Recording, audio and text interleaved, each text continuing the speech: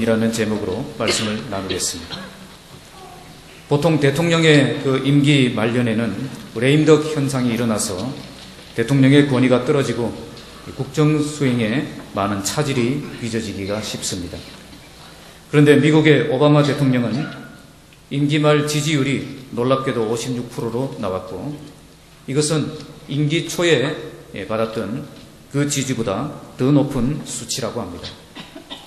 그리고 잠깐 동안이긴 했지만 지지율이 90%까지 올라가기도 했었습니다. 반면에 지금 현재 우리 대통령은 지지율이 5%까지 떨어졌고, 지금 조금 회복되어서 10% 간신히 넘기기는 했지만 매우 낮은 수치라고 볼 수가 있습니다. 게다가 며칠 전에는 이 탄핵이 결정되어서 대통령 직무도 중지되었고 헌법재판소의 판결만 기다리는 그런 안타까운 현실을 보고 있습니다. 이런 시대에 우리는 사사기의 마지막 사사인 삼손에 대해서 말씀을 계속 묵상하고 있습니다. 13장에서 삼손은 태어날 때부터 천사의 특별한 고지를 받아 하나님의 나실인으로 태어났습니다. 14장에서는 그가 블레셋 사람의 여인과 결혼을 하면서 겪은 에피소드를 다루고 있습니다. 오늘 15장에서는 다시 블레셋 여인을 찾아가면서 일어난 사건을 말씀하고 있습니다. 여기서 우리는 한 가지 의문을 갖게 됩니다. 과연 이것이 이스라엘의 사사로서 공적 임무를 수행하는 것으로 볼 수 있느냐 하는 것입니다. 아무리 봐도 그는 이스라엘의 사사로서 직무를 감당하고 있는 것이 아니라 개인적인 감정에 끌려다니며 하루하루를 낭비하고 있는 그런 미련하기 짝이 없는 지도자의 모습만 우리에게 보여주고 있습니다. 물론 이런 삼손의 삶을 통해서도 하나님께서 이루시고자 하는 그 목적은 이루어지고 있었습니다. 삼손은 미련했지만 역사를 주관하시는 하나님은 정확하셨기 때문입니다. 그러나 삼손을 볼 때는 그가 진정한 사역자의 길을 걸어갔다고 말할 수는 없었습니다. 지지율을 따진다면 아마도 5%도 나오지 않겠나 그런 생각을 하게 되어집니다. 결국 그는 이스라엘의 지도자로서 실패자의 인생을 살았던 것입니다. 그가 왜 실패자의 길을 걸어갔겠습니까? 우리는 오늘 본문을 통해서 그가 실패자의 길을 걸어갈 수밖에 없었던 세 가지 원인을 발견하게 될 것입니다. 그리고 이 세 가지 실패의 원인은 또한 우리의 실패의 원인도 된다는 사실을 깨닫게 될 것입니다. 오늘 이 본문을 통해서 우리 모두 실패의 길을 벗어나서 참된 성공의 길을 향해 나아가는 우리 모두가 되기를 주님의 이름으로 축복합니다. 첫 번째 1절에서 2절 말씀을 보시면 다시 아내를 찾아갔지만 만나지 못하는 장면이 나옵니다. 여기서는 삼손이 다시 옛길로 돌아가는 모습을 우리가 볼 수 있습니다. 1절 함께 읽겠습니다. 얼마 후 밀 거둘 때에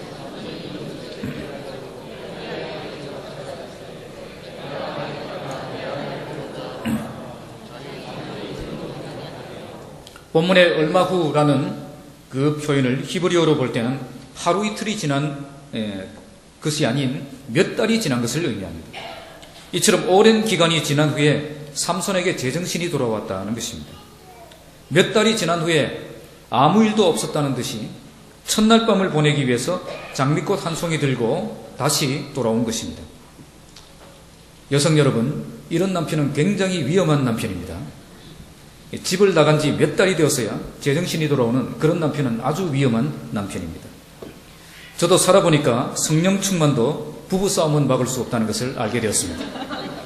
하지만 부부싸움을 하더라도 하루 이틀을 넘겨서는 안 됩니다. 한번 따라해 보겠습니다. 그날의 분노는 그날의 족하니라. 예. 그날의 분노는 그날의 족하니라. 그날 풀어내시고 그렇게 살아가시기 바랍니다. 본문은 이때가 밀 거둘 때라고 말씀합니다. 당시 중동에서는 비가 많이 온 직후인 11월, 12월경에 파종을 해서 5월, 6월경에 이렇게 추수를 합니다. 그러므로 이때는 적어도 5월 말쯤이나 6월 초쯤 되겠습니다. 이때는 건기입니다. 이때는 건기이기 때문에 땅에 있는 모든 것이 바짝 말라있는 그런 상태입니다. 삼손은 그냥 돌아가지 않고 염소 새끼 한 마리를 데리고 갔습니다. 삼손은 이제 화가 가라앉아 화해하는 뜻으로 염소 새끼를 끌고 간 것입니다. 요즘으로 따지면 반지 하나와 장미꽃 한 송이 들고 찾아온 것입니다. 남편분들은 이런 이벤트를 우리 아내분들에게 종종 해주시기 바랍니다. 우리 부인들은 이런 사소한 일에 감동을 받습니다. 그런데 모처럼 이벤트를 준비해서 화해하기 위해서 아내를 찾았던 삼손은 장인 어른에 의해서 문전박대를 당하고 말았습니다. 그는 집안에 들어가 보지도 못하고 그의 아내가 딴 남자랑 재혼해버렸다는 속상하는 소식을 들어야 했습니다. 2절의 장인은 삼손에게 그 이유를 설명합니다. 2절 말씀 함께 읽겠습니다.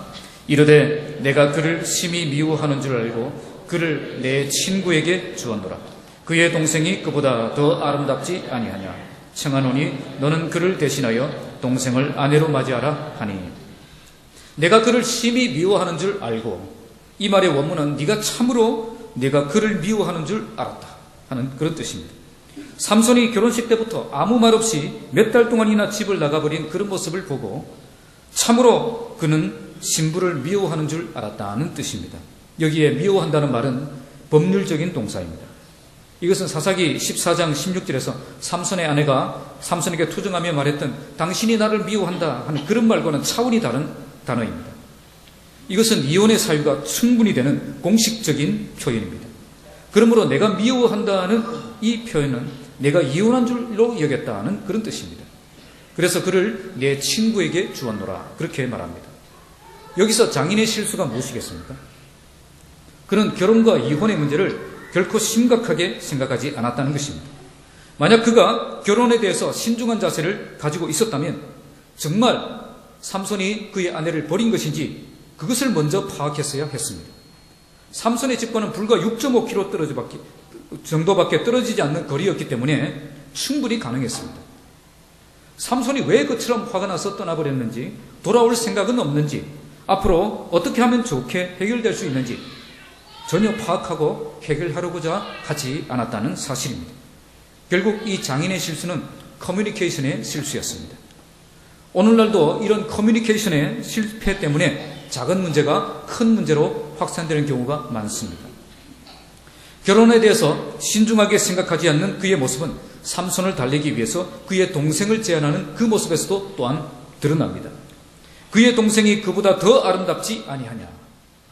삼손의 마음을 움직이기 위해서 그의 동생이 더 예쁘다는 그 사실을 부각시키고 있습니다. 결혼을 단지 외적인 조건만으로도 충분히 할 수 있다는 그런 제안을 하고 있는 것입니다. 그런데 장인이 이렇게 했던 것은 삼손에게도 책임이 있습니다. 삼손이 이 결혼을 허락받을 때 부모에게 뭐라고 말했습니까? 내가 그녀를 좋아하오니 허락해 주시옵소서. 이게 무슨 말입니까? 그 여자와 결혼하려고 했던 그 이유가 외모 때문이었다는 거죠. 이걸 잘 알았기 때문에 삼손을 그런 사람으로 간주하고 이런 제안을 했던 것입니다. 여기서 장인은 전혀 자신의 실수에 대해서는 언급하지 않습니다. 단지 삼손을 달리기 위해서 그의 동생과 결혼하라고 제시할 뿐이었습니다. 성경학자들은 그가 이런 제안을 했던 이유는 혼수품을 더 뜯어내기 위한 속셈이 있었기 때문이라고 해석합니다. 당시 신랑이 신부를 데려가기 위해서는 신부 측에 많은 혼수품을 내어야 했기 때문입니다. 이런 모습은 야곱이 삼촌 라반의 집에서 첫째 딸 레아와 결혼한 뒤에 그의 여동생 라헬과 결혼하기 위해서 7년을 더 그 집에서 봉사했던 것과 같은 것입니다. 또 다른 딸을 아내로 맞이하기 위해서는 또 다른 지참금을 내어야 했기 때문입니다. 이런 비열한 장인의 모습 때문에 삼손은 더 화가 났는지도 모르겠습니다. 오늘 본문에서 우리가 붙잡아야 될 한 가지 진리가 있습니다. 그것은 본래 이 결혼 자체가 하나님이 막으신 결혼이었다는 것입니다. 삼손은 블레셋과 전쟁을 해야 될 사람이지 결혼해서 아기랑 자기랑 아기자기하게 그렇게 살아야 될 사람이 아니었다는 겁니다. 그래서 하나님이 섭리하셔서 행복한 결혼이 될 수 없도록 막으셨던 것입니다. 그런데 그는 몇 달이 지나자 그 여자에 대한 미련이 생겼습니다. 그래서 그 여자를 다시 찾아갔던 것입니다. 우리가 은혜를 경험한 뒤에 몇 달이 못 되어서 다시 옛 모습으로 돌아가는 것과 같은 것입니다. 우리 학생들이 수련회에 은혜를 받고 3주를 못 지나서 다시 영적으로 잠들어버리는 것과 같은 것입니다. 그런데 하나님께서는 이런 삼손을 또 막으셨습니다. 그는 염소 새끼 한 마리로 모든 문제를 해결하고 끝내려고 했지만 하나님이 막으신 것입니다. 그래서 삼손으로 하여금 블레셋 사람들과 친밀하게 지낼 수 없게 하셨고 그래서 그들과 한판 전쟁을 할 수밖에 없도록 하셨던 것입니다. 장인이 삼손에게 다시 그 여동생과 결혼하라고 한 것은 무슨 뜻이겠습니까?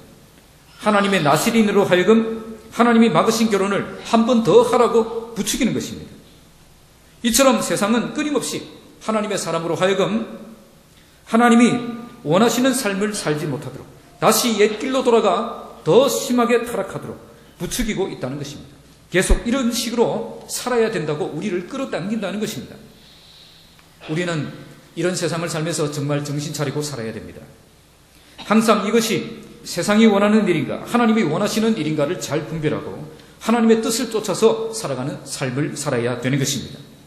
이렇게 살아야 된다고 끌어당기는 그 세상을 향해서 나는 절대 그렇게 살 수 없다고 선포하며 그렇게 살아야 된다는 것입니다.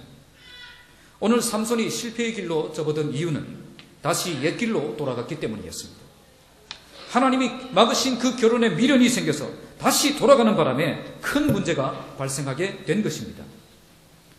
우리는 모두 오늘 본문의 삼손처럼 염소 새끼 한 마리 끌고 다시 옛길로 돌아가는 어리석은 그리스도인이 되어서는 안 될 것입니다. 그러기 위해 우리는 다시는 옛길로 돌아가지 않겠다고 굳게 다짐하는 시간을 가지시기 바랍니다. 나는 쉽게 무너지지 않을 것이다. 나는 쉽게 내어주지 않을 것이다. 나는 쉽게 물러서지 않을 것이라고 굳게 다짐해야 된다는 것입니다. 그리고 피 흘리기까지 싸워야 됩니다. 그때 우리의 인생이 실패의 인생이 아니라 성공적인 인생을 살아갈 수가 있는 것입니다. 우리 모두 쉽게 옛길로 돌아가지 않고 항상 하나님의 뜻을 행하며 믿음을 지키는 삶을 살아서 성공적인 인생을 향해 나아가는 저와 여러분들이 되시기를 주님의 이름으로 축복합니다. 두 번째 3절에서 5절 말씀은 아내를 빼앗은 것에 대해서는 복수에 대한 말씀이 나옵니다. 여기서는 우리가 삼손의 실패의 원인 독불 장군의 길을 걸어간 모습을 볼 수가 있습니다. 자, 3절 말씀 함께 읽겠습니다. 삼손이 그들에게 이르되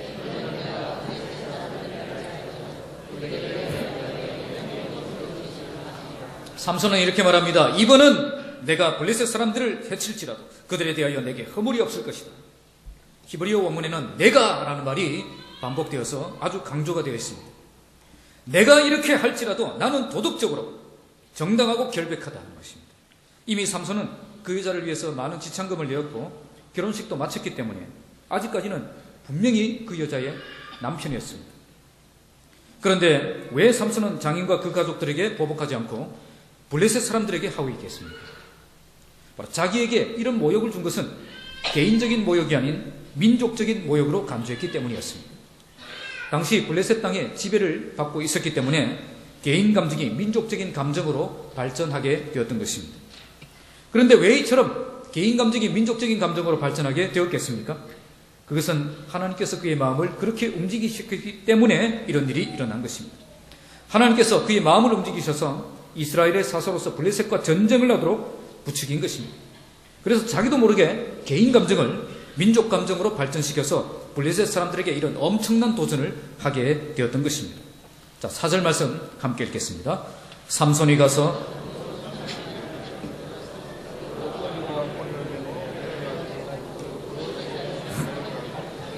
히브리어 원문은 와우 계속법으로 되어 있어서요. 이 사건이 연속적으로 일어났다는 것을 잘 보여줍니다. 삼손은 그 말을 한 뒤에 곧바로 달려가서 여우 300마리를 잡아왔습니다. 일반적으로 여우는 떼를 지어서 다니는 동물이 아니기 때문에 300마리를 한꺼번에 잡는다. 이것은 불가능한 일이라고 합니다. 그래서 어떤 학자들은 여우가 아니라 떼를 지어 다니는 자칼이 아닌가 그렇게 해석하기도 합니다. 어떻게 해석을 하든 한꺼번에 이 300마리를 잡아서 그것을 몰고 자기가 원하는 곳으로 데리고 온다는 것, 이것은 인간의 능력으로 할 수 있는 일이 아니라는 겁니다. 이것은 하나님께로부터 남다른 능력을 받지 않으면 불가능한 일이었습니다. 그런데 지금 삼손은 누구를 위해 또 무엇을 위해 이처럼 하나님이 주신 능력을 사용하고 있습니까? 하나님이 주신 그 능력으로 이렇게 피지땀을 흘리고 있습니다. 지금 그는 하나님이 주신 능력으로 개인적인 원한을 갚는데 사용하고 있는 것입니다. 이것은 자기에게 이런 큰 능력을 주신 하나님의 뜻이 무엇인지 알지 못해서 그런 것입니다. 다시 말하면 영적인 철이 들지 않아서 이렇게 되는 것입니다. 영적인 철이 들지 않으면 하나님께로부터 많은 은사와 능력을 받아도 늘 엉뚱한 곳에서 땀 흘리는 삶을 살게 됩니다. 우리 중에 은사가 많거나 기회가 많이 오거나 사역의 문들이 열려지는 그런 분들이 있다면 먼저 영적인 철이 들어야 됩니다. 하나님이 나에게 이런 은사와 능력을 주신 그 목적을 바르게 깨달아야 된다는 것입니다. 만약 이 은사를 하나님의 목적에 합당하게 사용하지 않는다면 오히려 자신에게 독이 될 수가 있습니다. 본문에서 우리는 어떤 독과 같은 조수를 발견할 수 있습니까? 여기 본문에 나오는 삼손의 동력자가 누구로 나와 있습니까? 삼손의 동력자는 여우 300마리입니다. 기드온의 300용사가 아니라 여우 300마리가 삼손의 동력자였다는 거죠. 삼손은 이처럼 늘 혼자서 일했습니다. 진정한 동력자가 그에게는 없었습니다. 삼손은 이스라엘의 사사의 직분을 가지고 있었지만 한 번도 이스라엘 군대를 지휘해 본 적이 없습니다. 그는 혼자서만 일하는 전형적인 그런 개인 영웅이었던 것입니다. 하지만 이처럼 혼자 해도 잘할 수 있다라고 생각을 했기 때문에 그는 계속 이렇게 고집하며 나아갔던 것입니다. 삼손의 이야기를 읽어보면 여호와의 영이 강하게 임했던 것이 4번이나 나옵니다. 이처럼 여호와의 큰 능력이 그에게 임했음에도 불구하고 그가 실패했던 이유는 혼자 일했기 때문입니다. 그는 함께 일하는 법을 알지 못했습니다. 그래서 결국 이런 시작은 했지만 끝은 맺지 못하는 그런 사람이 되고 만 것입니다. 오늘도 많은 은사를 받으신 분들이 다른 사람들과 동력할 줄 모르고 혼자 뭔가 독특한 일을 하려고 하는 그런 분들이 많이 있습니다. 물론 혼자 일하는 것이 편할 뿐 아니라 혼자 일하는 것이 더 효과적인 그런 분들도 계십니다. 하지만 함께 일하는 것보다 혼자 일하는 것의 약점이 훨씬 더 많다는 것을 우리는 알아야 될 것입니다. 삼손은 혼자 일하다가 결국 실패한 사람입니다. 이 모든 것의 원인은 영적인 철이 들지 않아서 그런 것입니다. 영적 철이 들지 않으면 많은 능력을 가지고도 엉뚱한 곳에서 힘을 뺄 뿐 아니라 전혀 열매도 맺을 수 없는 그런 삶을 살게 되어 있는 것입니다. 5절 말씀 함께 읽겠습니다. 회에 불을 붙이고 그것을 블레셋 사람들의 포도원과 감람나무들을 사른지라. 삼손은 여우 2마리씩 짝을 지어서 꼬리를 묶었습니다. 그리고 횃불을 달았습니다. 여기에 회를 달았다는 것은 횃불에 쓰는 그 회를 말하는 것입니다. 거기에 불을 붙이고 150쌍의 여우를 블레셋 사람의 밭과 과수원으로 몰아넣었습니다.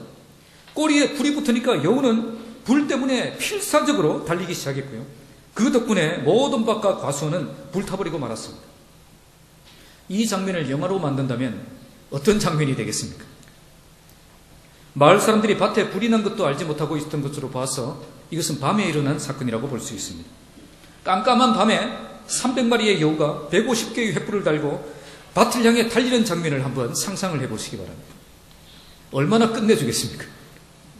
삼손이 이 장면을 보면서 아마 네로가 로마가 불타는 장면을 보고서 느끼는 그 희열을 느끼고 있는지 모르겠습니다.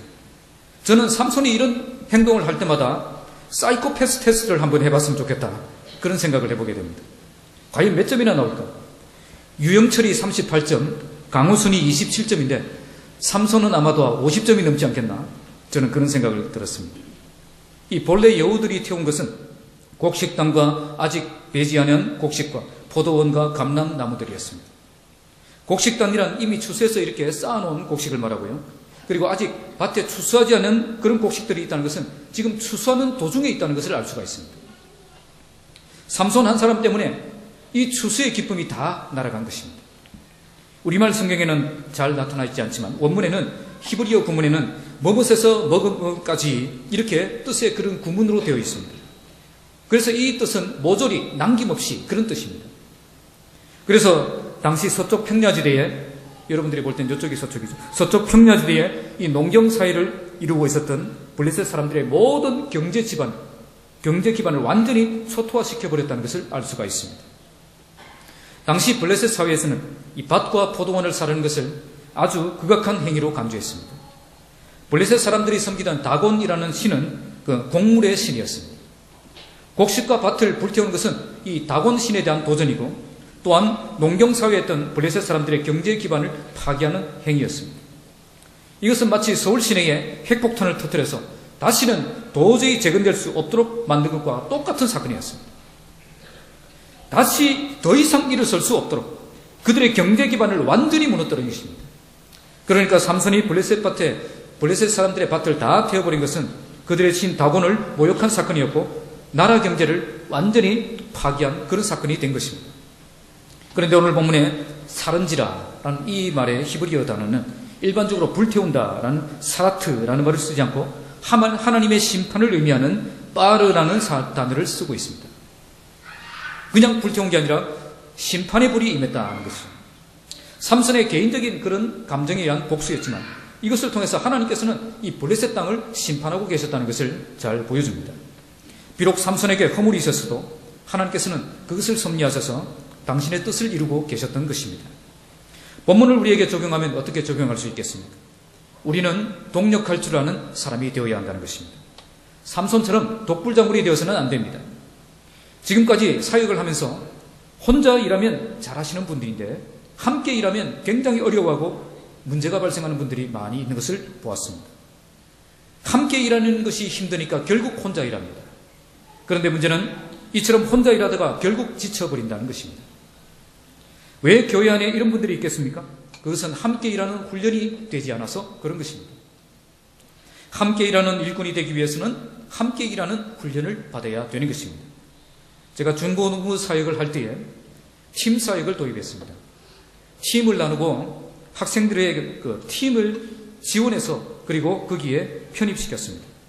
그리고 그 학생들 중에서 팀장을 세우고 학생들을 지도할 교사팀장을 또 따로 세웠습니다. 그래서 학생들이 함께 팀을 이뤄서 함께 사역하는 구도를 만들어 갔습니다. 이렇게 하는 목적은 함께 일하는 법을 배우게 하기 위해서였습니다. 그러는 중에 사무행정팀장이 저에게 찾아왔습니다. 학생이 우리 중고등부에 주보가 있어야 되지 않겠느냐. 그때까지 주보가 없었던 것입니다. 중고등부에 주보가 없었지만 아무도 관심을 가지지 않았습니다. 그런데 사무행정팀이 조직되고 학생들이 사무행정 그 팀 사역을 하기 시작하면서 그 일에 관심을 가지기 시작한 것입니다. 그래서 자기들이 한번 만들어보자 그렇게 결정을 한 것입니다. 그래서 주보 원본을 만들고 팀장이 주보를 제작하기 시작했습니다. 그러다가 매달 한 번씩 팀 사역, 팀 모임을 하게 되는데 이 팀별 모임에서 팀장이 팀원들에게 제안을 합니다. 우리가 한 명씩 돌아가면서 주보를 제작하자. 그때 팀장이 리더십을 발휘해서 아이들과 순서를 짜고 주보를 만든 방법을 함께 의논해서 2달 동안의 스케줄을 만들어서 저에게 보고하는 것을 보았습니다. 매주 아이들이 토요일에 나와서 주보를 제작하고 기도에도 참석하고 그러면서 아이들이 책임감 있게 주보를 만들어서 주보가 한 번도 펑크가 나지 않는 그런 것을 보았습니다. 저는 이렇게 팀 사역을 진행하면서 아이들이 팀에 소속되어서 활발하게 활동하는 아이치고 슬럼프에 빠지는 것을 본 적이 없습니다. 대부분 이런 활동에 참여하지 않고 혼자 노는 애들이 꼭 영적 침체에 빠지는 것입니다. 아니면 활동은 열심히 하지만 혼자만 일하다가 나중에 지쳐가지고 슬럼프에 빠지는 그런 아이들도 있습니다. 그래서 우리는 함께 일하는 법을 배워야 됩니다.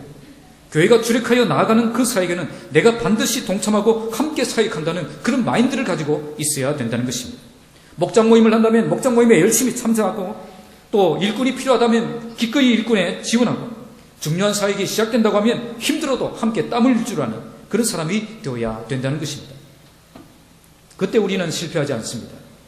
삼손은 독불장군처럼 혼자 일하다가 실패의 길로 갔던 것입니다. 사사기 전체를 보아도 삼손만큼 여호와의 영이 강하게 임한 사람은 한 사람도 없었습니다. 그만큼 큰 능력을 받았다는 것입니다. 하지만 실패했습니다. 독불장군의 길을 걸어갔기 때문입니다.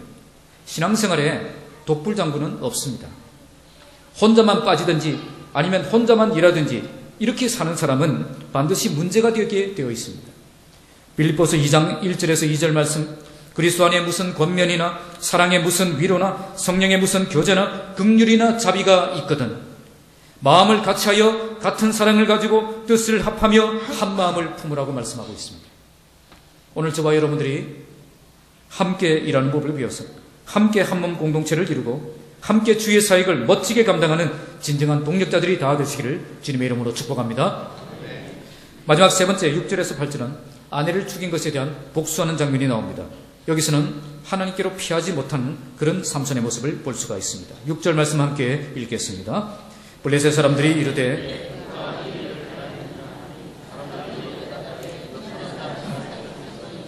장인이 삼손의 아내를 빼앗아 그의 친구에게 준 까닭이라 하였더라.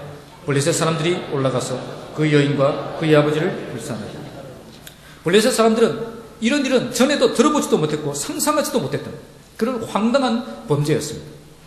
누가 이 일을 행하였느냐? 그들은 경악을 금치 못하고 이렇게 외쳤습니다. 그들은 즉시 이런 끔찍한 짓을 한 사람이 누구인가를 수사하기 시작했습니다. 결국 그들은 이 모든 일이 딥나 사람의 사위 삼손이 저지른 일이라는 것을 밝혀내었습니다. 그들이 삼손이 이런 일을 저지른 이유까지 밝혀내었습니다. 장인이 삼손의 아내를 빼앗아 그의 친구에게 준 까닭이라. 여기에 흥분한 블레셋 사람들은 그 여인과 그의 아버지를 불살라버렸습니다. 그 남편의 운명은 어찌 되었는지 알 길은 없지만 어쨌든 불행하게 된 것은 마찬가지였습니다. 그런데 이것은 사사기 14장 15절에 삼손의 아내에게 블레셋 사람들이 했던 협박대로 되었다는 것을 알 수가 있습니다. 삼손의 아내는 이런 불행을 막기 위해서 배반을 했는데 결국 이런 불행을 자기에게 찾아와 버린 것입니다. 이 사건은 우리가 행복해지기 위해서 선택했던 그 많은 것들이 결국은 우리에게 불행을 가져다 줄 때가 많이 있다는 것을 보여줍니다. 7절 말씀 함께 읽겠습니다. 삼손이 그들에게 이르되 너희가 이같이 행하였은즉 내가 너희에게 원수를 갚아야 말리라 하고 드디어 삼손도 이 소식을 듣게 되었습니다. 그런데 삼손은 의외의 반응을 보이고 있습니다.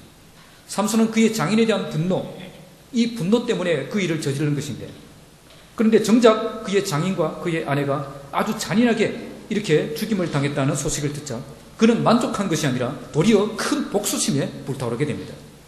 그는 그들을 향해서 너희가 이같이 내게 행했은즉 내가 너희에게 원수를 갚고야 말겠다고 말합니다. 원수를 갚고야 말리라. 원문의 뜻은 원수를 갚기 전에는 절대 중단하지 않을 것이다 하는 뜻입니다. 그래서 이 말은 대충 분풀이하는 정도의 수준으로 끝내지 않고 아주 철저하게 복수하겠다는 뜻입니다. 블레셋 사람들은 자기들의 분노를 풀기 위해서 삼손의 장인 집을 불살랐는데 삼손은 이것 때문에 블레셋 사람들에 향한 그 분노의 불길이 더 치솟아 올랐던 것입니다. 결국 분노가 분노를 만들고 보복이 또 다른 보복을 만들고 있는 것을 볼 수가 있습니다. 삼손은 이 말을 한 뒤에 그들을 무차히 살육하기 시작합니다. 8절 말씀 함께 읽겠습니다. 블레셋 사람들의 정강이와 넓적다리를 크게 쳐서 죽이고 내려가서 히브리어 원문은 블레셋 사람들의 이 정강이와 넓적다리를 크게 쳤다는 이 표현 자체가 그들을 관용으로 세서 처절하게 죽였다는 뜻입니다. 그런데 그 단어 뒤에 또 죽였다는 말이 또 나오죠. 그러니까 이 말은 그들을 철저하게 죽이고 또 죽였다는 그런 뜻입니다. 아주 잔인하게 살육했다는 뜻입니다. 여기서 삼손은 사사의 직분을 감당하기 위해서 거룩한 싸움을 싸우고 있었던 것은 아니었습니다. 그는 개인적인 감정에 끌려서 무참히 사람을 죽이는 행위를 너무 쉽게 하고 있는 것을 볼 수가 있습니다. 이런 모습을 볼 때 저는 사이코패스 테스트를 해보면 상당한 점수가 나오지 않겠나 그런 생각을 하게 되었습니다. 그리고 나서 그는 어디로 가서 도망가서 숨었습니까? 에담 바위 틈에 숨었습니다. 당시 이 유다 남부 지역에는 이렇게 숨을 수 있는 동굴들이 많았습니다. 이런 지형적인 특징을 가지고 있었는데 다윗도 사울의 핍박을 피해서 이 십 한모지, 바란 광야, 엔게디 요새 이 등등의 이런 곳에 머물렀는데 그곳이 다 어디에 위치했냐면 유대 광야 지역에 있는 곳입니다. 다윗은 비록 이런 곳에 숨어 있었지만 그는 진정한 바위가 되신 하나님을 늘 신뢰하고 그리고 의지했던 삶을 살았습니다. 하지만 본문의 삼손은 그런 뜻에서 그 바위 틈에 숨어 있던 것이 아니었습니다. 진정한 바위 대신 하나님 대신에 다른 피난처를 찾아다니는 그런 인간적인 삼손의 모습을 볼 수가 있는 것입니다. 소양이라는 CCM 가수가 있습니다. 이 소양이 부른 노래 중에 이 피난처라는 노래가 있는데 가사를 한번 띄워주시기 바랍니다. 부흥을 작곡한 호영은 형제가 이 탈북자 중 한 소녀의 이야기를 듣고 지은 찬양입니다. 많은 사람들이 이 빵과 자유를 위해 중국으로 넘어옵니다. 하지만 이 소녀가 탈북한 이유는 자유도 아니었고 빵 때문도 아니었습니다. 이 소녀는 다른 목적 때문에 탈북하지 않을 수가 없었다고 합니다. 그것은 희망이라고 전혀 보이지 않는 이 북한 땅에서 지직거리는 그 라디오를 통해서 들려진 그 복음 때문이었습니다. 이걸 통해 그 소녀는 예수님을 만나게 되었고 예수님을 만나고 싶어서 탈북을 한 것입니다. 나는 더 이상 갈 곳이 없습니다. 나의 피난처가 되어달라고 예수님의 품으로 달려온 것입니다. 제가 이 노래를 한번 불러보겠습니다. 자, 한번 가사를 띄워주시고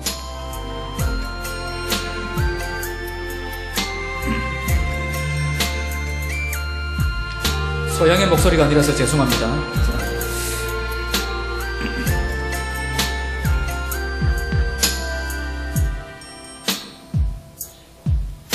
주님은 나의 구원, 유일한 나의 소망. 나를 건지소서 이 사망의 골짜기에서. 내 마음 두려워 떨며 나 영혼의 빛 희미하니 땅끝에서부터 외치는 내 기도 들으소서. 내겐 주님밖엔 없어요. 나를 도와주세요. 영원한 생명길로 이끄소서. 주님 장막에 나 들어가 내 영혼 쉬기 원해요. 주님의 날개 열어 날 덮으소서. 피난처 주님은 내 영혼의 피난처. 나를 구원하소서. 이 절망과 두려움에서 영원히 내 영혼 주님 안에 거하며 주님의 선하심을 보게 하소서. 할렐루야.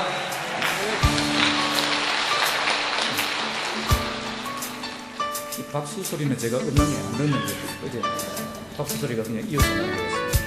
피난처 주님은 내 영혼의 피난처. 이 소녀는 이 자기가 만난 이 절망과 그 두려움의 상황 속에서 영원한 피난처를 발견한 것입니다. 그래서 목숨을 걸고 국경을 넘어 이 중국으로 건너온 것입니다.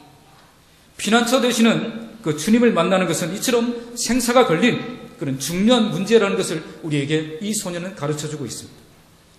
그러나 오늘 본문의 삼손은 엄청난 사고를 친 뒤에 에단 바이틈에 숨어버렸습니다.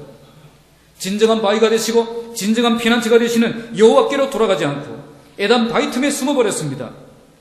삼손의 실패의 원인은 그가 실패했다는 것 자체에 있지 않습니다. 그가 진짜 실패했던 원인은 그가 실패했을 때 하나님을 찾지 않았다는 것입니다. 우리도 마찬가지입니다. 우리 인생의 진짜 실패의 원인은 실패했을 때 하나님을 찾지 않는 것입니다. 우리가 옛길로 돌아가서도 낭패와 실망을 당한 뒤에라도 참된 피난처 되시는 그 하나님께로 돌아와서 하나님을 붙잡으면 하나님께서 내 삶을 새롭게 해주신다는 그 사실을 모르는 그 사람이 진짜 실패자입니다. 잠언 18장 10절 말씀에 여호와의 이름은 견고한 망대라. 의인은 그리로 달려가서 안전함을 얻느니라 말씀합니다.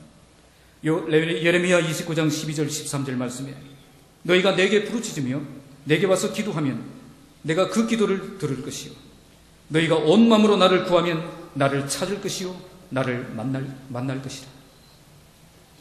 힘들고 어려울 때 하나님께로 달려가서 하나님을 만나시기 바랍니다. 언제 우리가 이런 하나님 만날 수 있습니까? 저는 예배라고 생각합니다. 예배야말로 정말 힘들고 지쳤을 때 하나님만이 나의 피난처가 되심을 믿고 거기로 달려가면 하나님을 만나고 우리의 영혼이 회복될 수 있는 가장 좋은 방법입니다. 그러므로 인생의 실패는 예배의 실패입니다. 피난처 되시는 하나님을 만나지 못하는 예배가 여러분의 인생을 실패로 이끌어가고 있는 것입니다. 그러므로 예배를 대충 드리는 사람, 예배의 가치를 모르는 사람, 예배의 능력을 모르는 그 사람이 진짜 실패자입니다. 여러분들의 삶에서 예배가 회복되길 바랍니다. 지치고 힘든 자리에서 일어나 하나님을 참되게 예배할 때 모든 것이 변하고 새로운 삶이 시작될 것입니다. 참된 피난처를 향해 달려가는 진정한 예배자가 되는 것은 탈북자 소녀가 우리에게 보여준 것처럼 인생의 생사가 달린 중요한 문제라는 것을 잊지 마시기 바랍니다.